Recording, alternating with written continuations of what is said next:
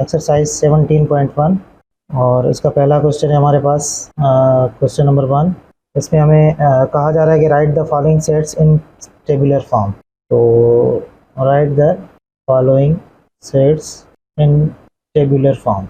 तो हमें नीचे दिए गए जो सेट्स हैं उनको टेबुलर फॉर्म में लिखना है। तो पहला हमारे पास क्वेश्चन है ए हमारे पास set of all integers between -3 and 3 between -3 and 3।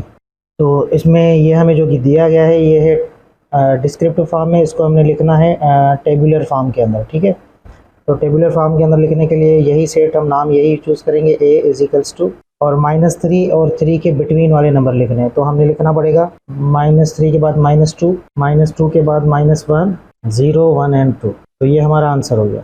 और इसका सेकंड क्वेश्चन है, एक सेट दिया हुआ है बी और इसको लिखा हुआ है कि set of composite numbers less than 11। तो इसके लिए हमें सेट बी लिखना पड़ेगा। अब हमें लिखना है कंपोजिट नंबर्स जो कि हों लेस देन 11 से छोटे हों। तो composite number means prime number के अलावा के जो नंबर होंगे 4 हो जाएगा, 6 हो जाएगा, 8, 9, 10, 8, 9 और 10। उसके बाद थर्ड में हमारे पास है, अच्छा अब ये जो थर्ड वाला हमें गिवन है ये डिस्क्रिप्टिव फॉर्म में नहीं है, ये हमारे पास है सेट बिल्डर नोटेशन में। एंड जो 5 और ये आपके पास आ गया x और ये 13। अच्छा इसके अंदर हमें क्या बता रहा है, ये कह रहा है कि भाई जो इसके अंदर जो सेट है वो x है और x बिलोंग किससे करता है, प्राइम नंबर से। मतलब इसके अंदर जो भी सेट के हमारे पास मेंबर्स आएंगे वो सब के सब प्राइम नंबर के होंगे। अच्छा उनकी रेंज क्या होगी, तो x जो होगा वो बड़ा होगा किससे, 5 से, लेकिन 13 से छोटा होगा। तो हम इसको अब टेबुलर फॉर्म में लिखेंगे। तो सी हमारे पास हो जाएगा 7, 11 और उसके बाद हमारे पास फोर्थ क्वेश्चन है, फोर्थ पार्ट है इसका फर्स्ट क्वेश्चन का, b is equals to y such that y belongs to o odd numbers and y की वैल्यू क्या है, y जो है वो 7 से बड़ा है और 17 से छोटा है। अच्छा यहाँ पर एक चीज़ नोट करें आप कि यहाँ पर 13 के साथ ये जो लाइन लगी हुई है इसका मतलब है कि 13 भी इंक्लूड होगा। तो यहाँ पर आपको 13 नज़र आएगा लेकिन यहाँ पर लाइन नहीं लगी हुई। इट मीन्स 7 से जो बड़े वाले 7 इंक्लूड नहीं होगा, 7 से बड़े वाले जो नंबर आएंगे वो लिखेंगे और 17 से छोटे वाले नंबर हम लिखेंगे। तो हमारे पास डी सेट बन जाएगा 7 से बड़ा 9, 11, 13 और 15।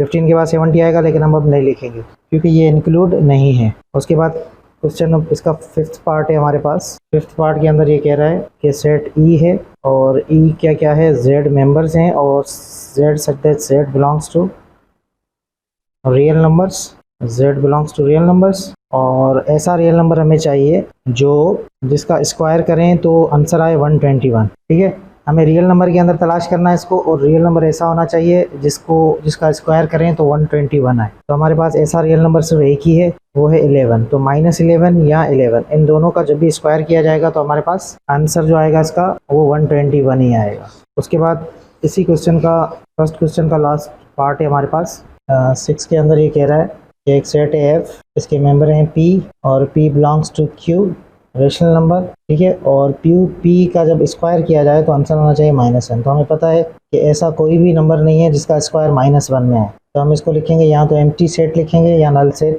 इसको इन दो फॉर्म्स में लिखा जा सकता है। उसके बाद हमारे पास 17.1 का क्वेश्चन नंबर 2 आता है और क्वेश्चन नंबर 2 के अंदर ये कह रहे हैं कि write the following set in set builder form. तो अब हमें इसको सेट बिल्डर फॉर्म में लिखना है। हमारे पास पहला क्वेश्चन है ए, अच्छा ये हमारे पास डिस्क्रिप्टिव फॉर्म में दिया हुआ है, set of all rational numbers between 5 and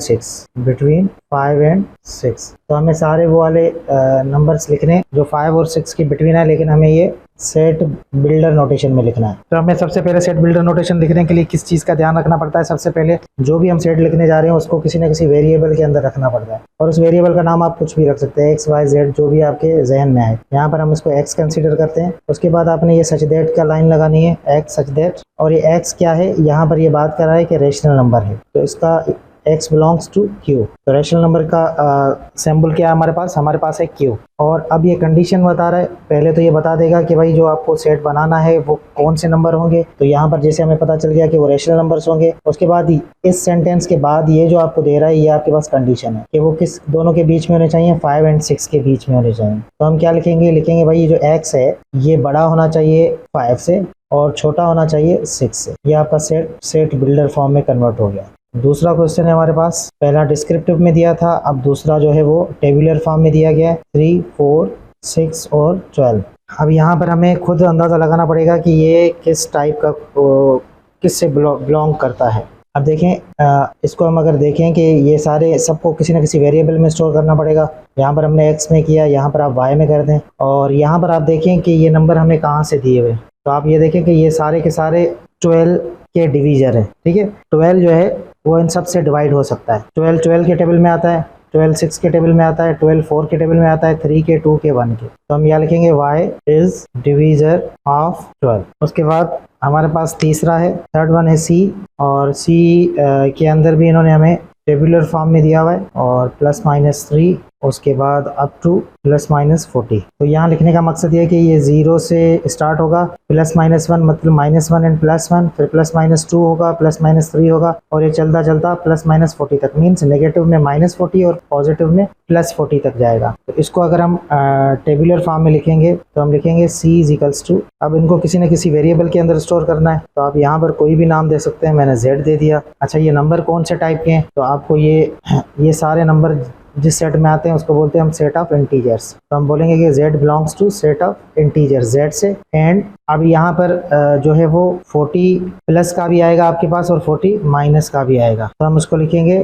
कि -40 इंक्लूड करना है आपने और +40 इंक्लूड करना है। इट मीन्स -40 से लेकर +40 तक जितने भी इंटीजर्स की वैल्यू आएंगी वो सब की सब इसके अंदर आ सकती। अगर आप ये वाली लाइन नहीं लगाते तो फिर आपको यहाँ पर -41 लिखना पड़ेगा, उसके बाद आप उसको यूँ लिख सकते हैं। और अगर ये भी यहाँ पर भी नहीं लिखना चाहते तो यहाँ 41 लिख, तो ये भी आंसर आपका सही हो जाएगा। दोनों सिचुएशन में इसमें ये कह रहा है कि 40 इंक्लूड करो, इसमें ये कह रहा है कि 41 इंक्लूड नहीं करो, तो दोनों आंसर आपके सही हो जाएंगे। उसके बाद थर्ड वाला हो गया। अब हमारे पास है फोर्थ क्वेश्चन। फोर्थ क्वेश्चन के अंदर हमें ये कह रहा है कि d = -4, -2, 0, 2 एंड 4। अब यहाँ पर देखें कि ये भी इंटीजर्स ही हैं, लेकिन ये इवन नंबर्स है हमारे पास। इंटीजर में से हमने इवन नंबर्स निकाले, तो हम इसको लिखेंगे d = इसको भी किसी न किसी वेरिएबल में स्टोर कर दें। Let's suppose x such that x belongs to even numbers। And अब यहाँ पर कंडीशन हमने लगानी है कि इवन नंबर कहाँ से स्टार्ट हो रहे हैं। अगर इंक्लूड करना है तो आप इसको इस तरह से लिख सकते हैं, और यहाँ 4, ठीक है, -4 से 4+ तक जितने भी इवन नंबर आएंगे वो सब के सब इस x के अंदर स्टोर्ड है हमारे पास। उसके बाद क्वेश्चन नंबर 5th पार्ट है इसका, और 5th पार्ट के अंदर ये कह रहा है कि e = 1, 4, 9, 16 एंड 25। अब 16 एंड 25 है हमारे पास। अब इसको हमने सेट बिल्डर फॉर्म में लिखना है, तो e इसको भी लेट्स सपोज x कह देते हैं, और x बिलोंग्स टू, अच्छा यहाँ पर ऐसी कोई कैटेगरी का सेट हमारे पास नहीं है जिसमें इस तरह के नंबर आए। तो हम देखेंगे कि यहाँ पर कोई सीक्वेंस या सीरीज या कोई कंडीशन लगी हुई है। तो आप यहाँ देखें कि 1 है, 1 किसका स्क्वायर है, 1 का स्क्वायर है, 4 किसका स्क्वायर है, 2 का, 9 किसका स्क्वायर है, 3 का, और ये 4 का स्क्वायर, ये 5 का स्क्वायर। तो मीन्स जितने भी नंबर्स है हमारे पास, पहले जो नेचुरल नंबर के 1, 2, 3, 4, 5, ये 1 का स्क्वायर है, ये 2 का, ये 3 का स्क्वायर है, ये 4 का, और ये 5 का। और 1 से जो नंबर स्टार्ट होते हैं वो नेचुरल होते हैं। तो हम उसको इस तरह से लिख सकते हैं कि x is the square of first 5 natural numbers. तो ये आपका 5th क्वेश्चन हो गया, 5th पार्ट हो गया सेकंड क्वेश्चन का। उसके बाद हम अब 6th पार्ट करेंगे। तो 6th पार्ट में हमारे पास क्या है, vi, और इसके अंदर हमें f सेट दिया गया है, और उस f सेट के अंदर है हमारे पास -1, -3, -5, -7। और अब अगर हम उसको लिखें सेट बिल्डर नोटेशन में, तो अगेन इसको किसी न किसी वेरिएबल में स्टोर करेंगे, और यहाँ पर देखेंगे x क्या है, इज नेगेटिव ओड नंबर्स या ओड इंटीजर्स। तो यहाँ तक आपका क्वेश्चन नंबर 2 कंप्लीट हो गया।